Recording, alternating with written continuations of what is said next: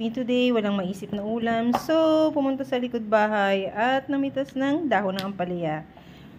Nagtapon lang ako ng buto ng ampalaya dyan. So, ayan, tumubo na siya. At ngayon nga, nakakapitas-pitas na tayo ng dahon. Hindi ko na hinahabol yung bunga. Kasi medyo mahirap din magpabunga. Pero yun nga, eto, meron akong dahon ng ampalaya na very rich sa nutrients. Kasi alam niyo naman, mahal ang gulay ngayon sa palengke. So, tanim-tanim lang naman in the backyard. At dahil, syempre, meron tayong here, ang aking mega tuna flake Spanish style. Pwede rin namang in oil, so, or gusto nyo naman na hot and spicy, ayan. Pagsasamahin ko lang sila later. At, tralala, meron na tayong instant ulam. Nutritious na, diabetic pa, sabi nga nila, kasi ang palaya, di ba? So, ayan, gisa lang natin siya later, and then itap natin sa rice. Init ko na yung aking kawali, and here, ginamit ko na rin yung sarili niyang oil. Yan. Wala sa ganoon, bawas na rin naman. Tipid-tipid lang.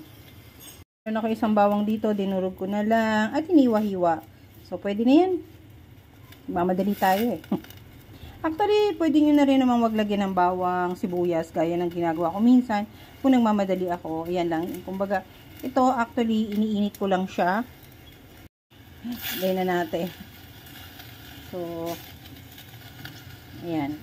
Init nga natin. Sabi ko nga sa inyo, pwede kayong gumamit kahit na anong gusto nyong variant. So, ayan. Pwede kayong gumamit ng kahit anong gusto nyong variant. Na ready na tong aking ampalaya. Hinugasan ko lang syempre kasi galing sa likod. At atin na natin ilalagay talaga. O, tralala. Ayan, ganyan lang kadali. Alam mo yung pag wala ako naiisip na ulam, ito lang yung mga ginagawa ko. Actually, minsan kahit hindi ampalaya, pwede rin kayong gumamit ng dahon ng malunggay. Gagawin natin next time.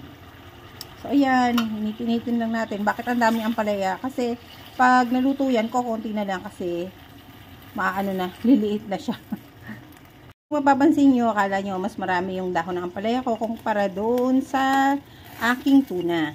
Pero yun nga, syempre importante yung gulay sa atin sa araw-araw. Kaya ayan, the best way. Pitas-pitas lang tayo sa likod bahay na naitanim natin ang hindi sinasadya dahil nagtapon lang tayo ng buto sa likod bahay. Na kayo magtaka guys, hindi ko rin naman siya dinadagdagan ng asin. Kasi syempre pag nagkaka-old age ka na, bawal-bawal na masyado ang maasin. At pwede naman siya dagdagan ng paminta kung gusto niya. Ito na yung ating bowl of rice. Ready na siya. Nilagay ko na lang sa ibabaw yung aking ginisang dahon ng ampalaya with tuna.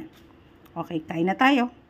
Mga guys, ayan, kain na tayo. So, feeling healthy lang kasi alam naman natin pag nagkakaedad na medyo limitado na. Although, wag masyado. Sabi nga nila, healthy daw ang tuna. Kain lang tayo.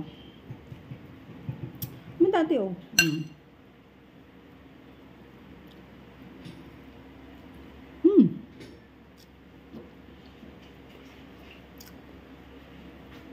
Sarap.